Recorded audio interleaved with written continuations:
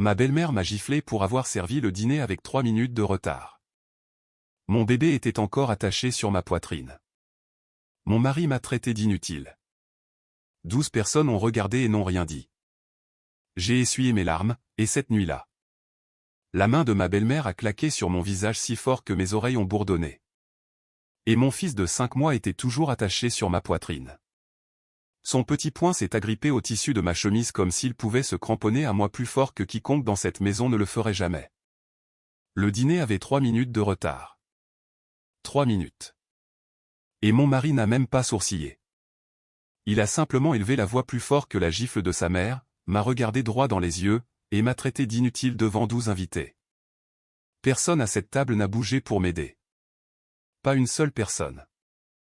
C'est cette nuit-là que j'ai cessé d'être leur punching ball. C'est cette nuit-là que j'ai commencé à construire la sortie la plus silencieuse et la plus dévastatrice de ma vie. Et le temps qu'ils réalisent ce que je faisais dans leur dos, il était déjà bien trop tard pour l'arrêter. Je m'appelle Sabletorn, et il y a 3 ans, je pensais avoir trouvé le genre d'amour qui inspire des chansons. Weston et il est entré dans le café où je travaillais à Savannah, a commandé un café noir, et m'a dit que mon rire était le plus beau son qu'il ait entendu de toute la semaine. Il était charmant de cette manière naturelle et posée, le genre d'homme qui se souvenait de la façon dont vous preniez votre café après une seule visite, qui se présentait avec des fleurs sans raison, qui vous faisait sentir comme le centre de chaque pièce où il entrait. Ce que je ne comprenais pas encore, c'est que le charme de Weston avait eu un public unique en grandissant, sa mère, Karen Hay. Karen avait élevé Weston seul après que son père fût parti quand il avait 8 ans. Et elle s'assurait que tout le monde autour d'elle sache exactement tout ce qu'elle avait sacrifié pour y arriver. Elle portait ce sacrifice comme une armure, et elle attendait du reste du monde, en particulier de moi, qu'il s'incline sous son poids sans jamais poser de questions. Quand Weston m'a demandé en mariage sur une jetée surplombant le marais, j'ai dit oui sans une seconde d'hésitation. 6 mois plus tard, nous avons emménagé dans la maison de la famille Hay dans une banlieue calme et soignée à l'extérieur de Charleston. Une maison que Karen possédait toujours et dont elle contrôlait encore chaque centimètre carré, jusqu'à quel placard contenait la belle vaisselle et quelle chaise à la table du dîner était la mienne. Je me disais que c'était temporaire, que nous aurions notre propre maison une fois que la promotion de Weston serait effective. En y repensant maintenant, je me suis dit beaucoup de choses à l'époque qui se sont avérées être des mensonges déguisés en espoir. La première année, les commentaires de Karen étaient mineurs. Ma façon de plier les serviettes était incorrecte. Ma façon d'assaisonner le poulet était une insulte à une recette de famille qu'elle n'a jamais partagée avec moi, seulement mentionnée chaque fois qu'elle voulait me rappeler que je ne serais jamais tout à fait à la hauteur. Elle soupirait bruyamment quand j'entrais dans une pièce, le genre de soupir qui dit tout sans dire un seul mot, de sorte que si jamais je la confrontais, elle pouvait simplement dire « Je n'ai rien dit, Sable. » Tu imagines des choses. Weston le remarquait. Bien sûr, il le remarquait. Mais chaque fois que j'en parlais, il se frottait la nuque et disait la même phrase éculée. Elle est comme ça. Au fond, elle a de bonnes intentions. J'ai commencé à croire que j'étais peut-être le problème. Peut-être que j'étais trop sensible. Peut-être que je devais faire plus d'efforts pour mériter une place dans une famille qui avait déjà décidé, bien avant mon arrivée, que je n'y avais pas ma place. Je me souviens de notre jour de mariage avec une étrange clarté maintenant, de la façon dont on se souvient d'un panneau d'avertissement que l'on a dépassé sans ralentir. Karen a insisté pour choisir le lieu, le traiteur, même la couleur des nappes, tout cela sous prétexte de m'aider puisque je n'avais pas de mère pour m'aider à organiser les choses. La mienne était décédée quand j'avais 22 ans, ce que Karen savait et utilisait parfois doucement, comme une lame enveloppée de velours, pour me rappeler la chance que j'avais de la voir intervenir. À la réception, elle a porté un toast qui a duré 4 minutes complètes à louer les accomplissements de Weston et 30 secondes à me nommer, presque après coup, avant de revenir directement à une histoire sur Weston quand il était petit garçon. J'ai ri avec tout le monde à la table ce soir-là. Je me suis dit que cela ne signifiait rien. Je m'entraînais déjà, sans m'en rendre compte, à la compétence exacte qui me maintiendrait piégé dans cette maison pendant les 3 années suivantes, me faire plus petite pour que tout le monde autour de moi puisse rester à l'aise. Puis je suis tombé enceinte et, pendant quelques mois, je me suis laissé croire que les choses pourraient réellement changer. Je pensais qu'un bébé adoucirait Karen. Je pensais que voir son fils devenir père lui donnerait enfin une raison de me voir autrement que comme une intruse vivant sous son toit. J'avais tort d'une manière qui me serre encore la poitrine chaque fois que j'y repense. Reese est né au printemps, 5 mois avant ce dîner. Et dès l'instant où nous l'avons ramené à la maison, Karen a traité mon fils comme s'il lui appartenait et n'avait fait que passer par moi pour arriver jusqu'à elle. Elle a réaménagé sa chambre de bébé 3 fois sans demander. Elle l'a présenté à ses amis à l'église comme mon petit-fils sans jamais mentionner mon nom dans la même phrase. Et l'épuisement de la nouvelle maternité, les nuits blanches, le corps en convalescence, le brouillard qui engloutit une personne tout entière durant ses premiers mois, sont devenus, aux yeux de Karen, une preuve de plus que je n'étais pas capable de gérer sa maison comme elle l'attendait. La promotion de Weston n'est jamais arrivée. Au lieu de cela, il s'est davantage plongé dans les nuits tardives au bureau, rentrant bien après le dîner, parlant de moins en moins, et laissant sa mère remplir chaque silence qu'il laissait derrière lui. J'ai commencé à me sentir comme une travailleuse invitée dans la vie de quelqu'un d'autre, censée cuisiner, nettoyer, apaiser un nouveau-né coliqueux, et d'une manière ou d'une autre, anticiper les humeurs de Karen avant même qu'elle ne franchisse la porte d'entrée. Il y a eu un moment plus anodin quelques semaines avant le dîner auquel je pense souvent maintenant. Reese avait de la fièvre une nuit, et j'ai demandé à Weston de m'aider à le surveiller pour que je puisse prendre une douche pour la première fois en 2 jours. Karen a surpris la conversation et a dit à son fils de ne pas s'en préoccuper, que les nouvelles mères doivent simplement serrer les dents. Et Weston, sans même me jeter un regard, a été d'accord avec elle. Je suis resté dans ce couloir, tenant mon fils fiévreux qui pleurait. Et j'ai compris tranquillement, intérieurement, que si jamais j'avais besoin d'une vraie protection dans cette maison, elle ne viendrait pas de lui. À peu près à la même époque, Karen a pris une habitude que je n'ai comprise que beaucoup plus tard. Elle a commencé à organiser de petites réunions l'après-midi avec ses amis les plus proches pendant que Weston était encore au travail, toujours programmé pour le moment où j'avais enfin réussi à coucher Reese pour sa seule sieste fiable de la journée. Elle me demandait d'apporter le café et les pâtisseries, me présentait à ses invités presque après coup, puis orientait la conversation vers des histoires sur la difficulté de trouver de bons domestiques de nos jours. Riant légèrement comme si c'était une blague à laquelle j'étais censé participer. Je restais là, un plateau à la main, souriant parce que je ne savais pas quoi faire d'autre, tandis qu'une salle pleine d'inconnus hochait la tête comme si je n'étais pas à 1 mètre de distance, écoutant chaque mot. Il m'a fallu plus de temps que nécessaire pour reconnaître ce que ces après-midi étaient réellement. Karen ne se contentait pas de se plaindre. Elle construisait discrètement un récit parmi les personnes dont l'opinion comptait le plus pour elle, préparant le terrain 1 heure de café à la fois, de sorte que si jamais je partais, ou si quelqu'un remettait en question la façon dont elle me traitait, il y aurait déjà une salle pleine de témoins prêts à convenir que je n'avais tout simplement jamais été assez capable pour apprécier tout ce qu'elle avait fait pour moi. Le dîner qui a tout changé était censé être une célébration. La sœur de Weston était en visite d'un autre état avec son mari, et Karen avait invité la moitié du quartier, le genre de réunion où elle pouvait parader avec la belle famille de son fils comme un trophée qu'elle avait personnellement poli pour l'exposer. J'étais debout depuis 5 heures ce matin-là avec Reese, qui avait attrapé un rhume et pleuré pendant la majeure partie de la nuit. J'avais préparé le rôti, les accompagnements et le pain à partir de rien parce que Karen avait clairement indiqué des mois plus tôt que le pain acheté en magasin n'était pas acceptable dans sa maison. Je portais Reese dans une écharpe parce qu'il ne voulait pas rester dans son berceau. Et j'avais 3 minutes de retard sur l'horaire rigide du dîner de Karen quand j'ai finalement posé le dernier plat sur la table. Elle n'a pas crié d'abord. Elle a traversé la cuisine en 4 pas rapides et délibérés, et sa paume a heurté ma joue si fort que toute la pièce est devenue silencieuse avant même que la douleur ne s'enregistre. Reese a sursauté contre ma poitrine et s'est mis à hurler. Ma main s'est levée instinctivement pour envelopper l'arrière de sa tête, pour le protéger de ce qui allait suivre.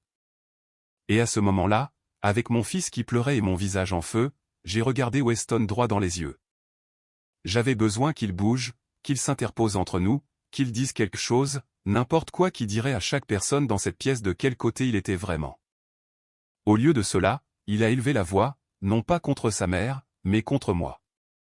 Il a dit que j'avais embarrassé la famille en étant en retard.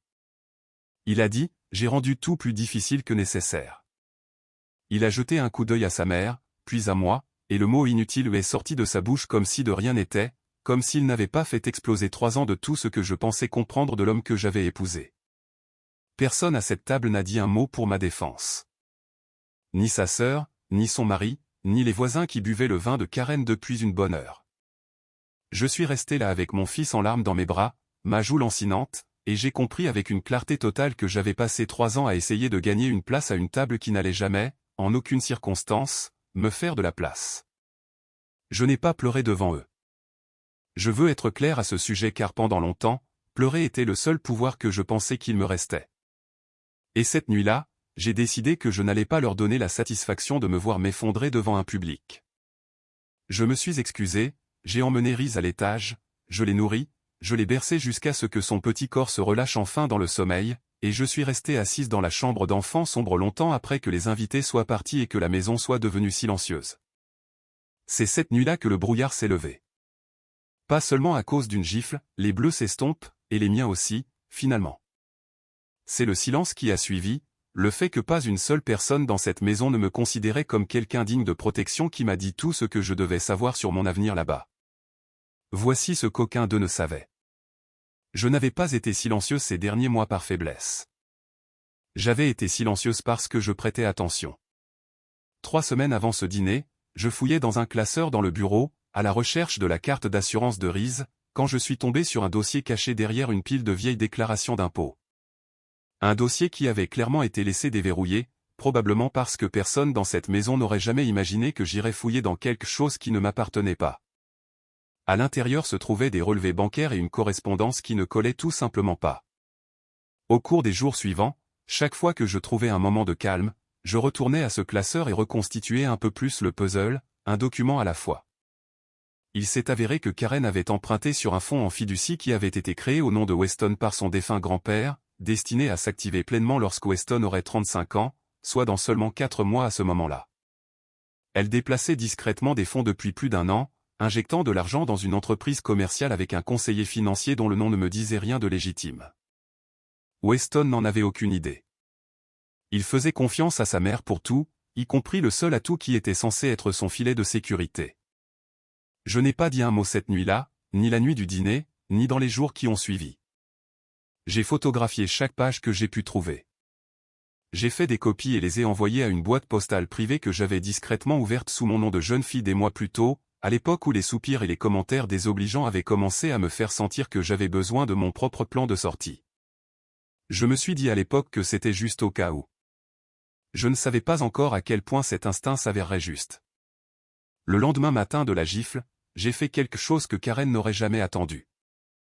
Je me suis levé tôt, j'ai fait un sac pour moi et Reese, et j'ai conduit 2 heures jusqu'à la maison de ma sœur à Columbia. Je n'ai pas claqué une seule porte en sortant. Je n'ai pas crié. J'ai laissé un seul mot sur le comptoir de la cuisine qui disait seulement « J'ai besoin d'espace pour réfléchir à ce qui s'est passé la nuit dernière ». Aucune accusation, aucune menace, juste assez pour les faire s'interroger. Weston a appelé 11 fois ce premier jour. Karen a appelé 2 fois, laissant à chaque fois des messages vocaux insistant sur le fait que je surréagissais et qu'elle m'avait à peine touché. J'ai sauvegardé chacun de ces messages vocaux sans répondre à un seul. Pendant que je séjournais chez ma sœur, en fouillant dans de vieilles boîtes que j'avais laissées dans son garage avant le mariage, j'ai trouvé quelque chose que j'avais véritablement oublié avoir encore, une pile de vieux courriels que j'avais imprimés des années plus tôt.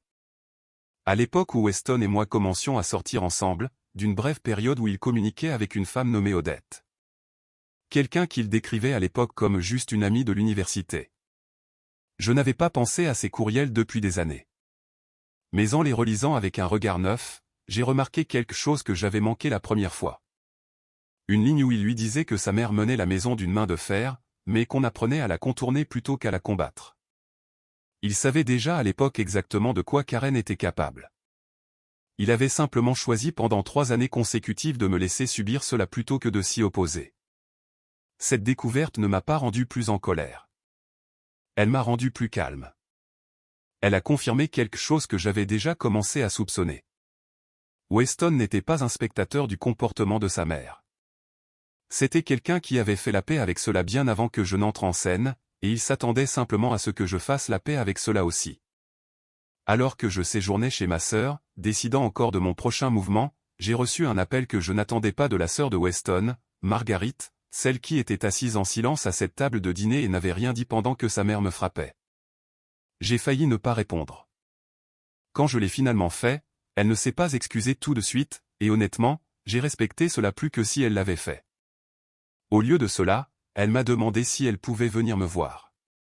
Elle s'est présentée à la porte de ma sœur 2 jours plus tard, s'est assise en face de moi à la table de la cuisine, et m'a dit quelque chose que je ne savais pas. qu'elle avait grandi en regardant sa mère faire des versions plus petites de la même chose à son propre père avant qu'il ne parte. Et qu'elle avait passé des années à se convaincre que c'était normal, que les familles étaient censées être bruyantes, contrôlantes et difficiles, et que quiconque partait n'avait tout simplement pas assez essayé. Regarder Karen me frapper avec Reese encore sur ma poitrine, a-t-elle dit, était la première fois qu'elle avait vu le schéma clairement de l'extérieur au lieu de l'intérieur. Marguerite ne m'a pas demandé de pardonner à sa mère, et elle ne m'a pas demandé de revenir.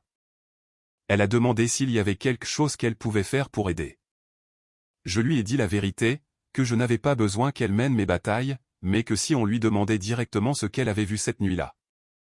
J'avais besoin qu'elle dise la vérité au lieu de protéger l'image de la famille comme tout le monde dans cette maison s'était entraîné à le faire.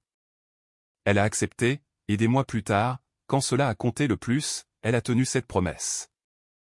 J'ai pris 3 rendez-vous cette première semaine.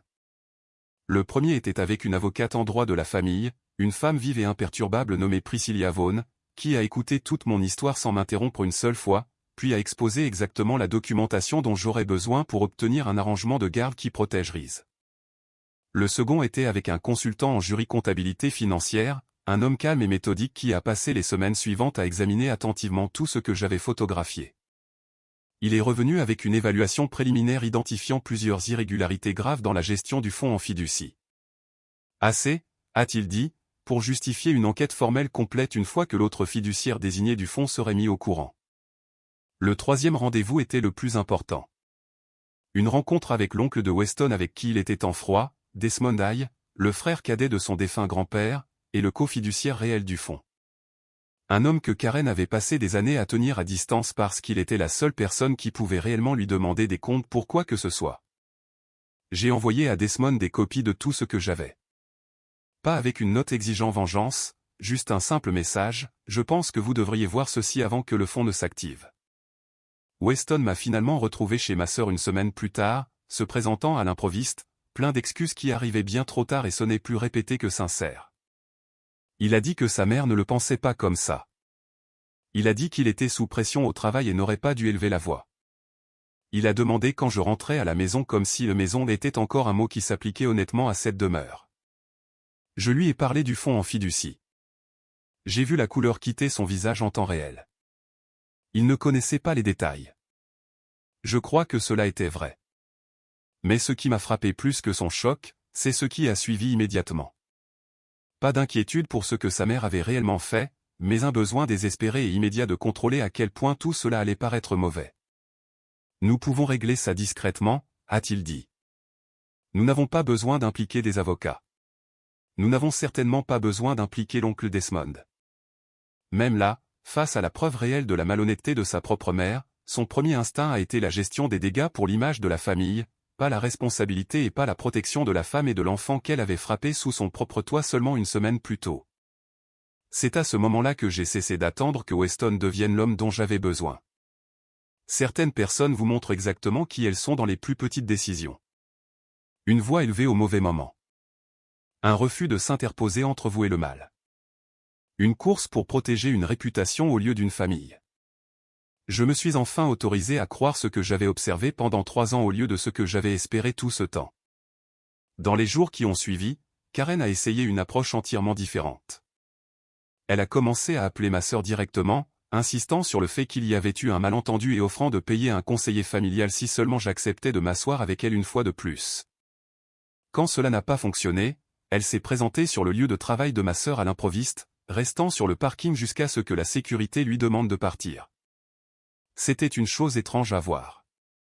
Une femme qui avait passé des années à contrôler chaque pièce où elle entrait, découvrant soudainement qu'aucun de ses outils habituels ne fonctionnait sur quelqu'un qui avait simplement cessé de se présenter pour être contrôlé. Je n'ai répondu à rien de tout cela. J'ai laissé mon avocate gérer chaque message qui est arrivé après cela, et lentement, les appels et les visites ont complètement cessé. L'enquête sur le fonds en fiducie s'est déroulée sur plusieurs mois. Desmond, qui avait tout le droit légal et la motivation financière de creuser une fois qu'il a vu la documentation, a fait appel à ses propres avocats et à son propre comptable. La mauvaise gestion s'est avérée étendue, suffisamment pour que Karen soit finalement tenue de rembourser une partie importante des fonds détournés sur ses propres biens personnels. et suffisamment pour que le conseiller sans licence avec qui elle travaillait soit officiellement signalé au régulateur de l'État pour exercice sans autorisation appropriée. L'image soigneusement entretenue de Karen, celle qu'elle avait passé des années à polir lors de dîners, de fonctions religieuses et de rassemblements de quartier, s'est fissurée en quelques semaines. Les amis qui remplissaient autrefois sa salle à manger chaque dimanche ont cessé d'appeler. La communauté autour de laquelle elle avait bâti toute son identité a commencé à s'éloigner d'elle, tranquillement et définitivement. Je n'ai jamais eu à élever la voix une seule fois pendant tout ce temps. Je n'ai jamais eu à crier, à supplier ou à lancer une seule accusation à travers une pièce. J'ai simplement dit la vérité au bon moment à la bonne personne et j'ai laissé les conséquences qui existaient déjà au sein de la propre malhonnêteté de cette famille faire ce qu'elles allaient de toute façon finir par faire d'elles-mêmes. J'ai assisté en personne à une partie des procédures le jour où l'avocat de Desmond a exposé la chronologie complète des transferts devant un médiateur. Karen était assise de l'autre côté de la pièce dans un blazer bleu pâle, les mains jointes fermement sur ses genoux, la même posture qu'elle avait l'habitude d'adopter à la tête de sa propre table de dîner. Elle ne m'a pas regardé une seule fois. Lorsqu'on a demandé à Marguerite ce dont elle se souvenait de la nuit du dîner, elle a répondu simplement, sans broncher, sans adoucir les choses pour sa mère, comme je l'avais autrefois supposé qu'elle ferait toujours. J'ai vu quelque chose changer dans l'expression de Karen lorsque le témoignage de sa propre fille a correspondu exactement au mien, détail pour détail. Pour la première fois depuis que je la connaissais, elle ressemblait moins à une femme en contrôle d'une pièce et plus à une femme regardant enfin la pièce se refermer sur elle. L'arrangement de garde a été finalisé plusieurs mois plus tard. J'ai obtenu la garde physique principale de Reese, et le calendrier parental a été structuré avec des limites claires et documentées concernant le temps de Weston avec notre fils, y compris des conditions spécifiques limitant la présence de Karen pendant ses visites. Compte tenu de tout ce qui avait été révélé sur ce foyer. Entre-temps, j'ai emménagé dans une petite maison à moi à l'extérieur de Columbia, assez proche de ma sœur pour ne plus jamais avoir à affronter une nuit difficile complètement seule. J'ai terminé le diplôme d'associé que j'avais mis en pause lorsque je suis tombée enceinte, et j'ai commencé à travailler vers une carrière que j'avais mise de côté au moment où j'ai décidé que la famille de Weston devait passer en premier. Toujours, peu importe le coût pour moi-même. Reese marche maintenant. Il a mon rire, pas le sourire aux lèvres pincées de Karen, pas le charme étudié de Weston. Et quand il pleure, c'est moi qui accours à chaque fois sans une once d'hésitation. J'ai entendu dire par des intermédiaires que Karen a complètement déménagé de la maison familiale. Les retombées financières du règlement du fonds en fiducie lui ont rendu impossible de la gérer seule. J'ai entendu dire que la promotion de Weston est finalement arrivée, des mois trop tard pour importer à un mariage qui était déjà terminé bien avant qu'elle n'atterrisse sur son bureau. Je ne sais pas si l'un d'eux pense à ce dîner comme j'y pense encore parfois. Je ne sais pas si Karen comprend, même maintenant, que le moment où sa main a rencontré mon visage a été le moment exact où elle a perdu toute l'once de pouvoir qu'elle pensait encore avoir sur moi. Il n'y a jamais eu d'excuse que j'ai eu besoin d'accepter, car aucune digne d'être acceptée n'est jamais vraiment venue. Il n'y a pas eu de grande confrontation, pas de scène finale dramatique où je leur ai dit tout ce que je pensais d'eux. La justice, j'ai appris à la dure, ne ressemble pas toujours à une dispute à grands cris. Parfois, elle ressemble à la collecte silencieuse de la vérité pendant que tout le monde autour de vous suppose que votre silence signifie la reddition. Parfois, elle ressemble au fait de s'éloigner avec votre fils sur la hanche et de ne jamais regarder en arrière pour voir s'il vous regarde partir. Marguerite et moi nous parlons encore, plus souvent que je ne l'aurais jamais imaginé. Elle envoie parfois des photos de sa propre fille, et de temps en temps, elle me dit, presque comme si elle essayait encore de le comprendre elle-même, que me voir partir lui a donné le courage de commencer à fixer ses propres limites avec Karen, elle aussi. Je ne lui ai jamais demandé de choisir un camp ce soir-là à la table de la cuisine de ma sœur. Elle en a choisi un quand même, et je pense qu'une partie d'elle en avait autant besoin que moi.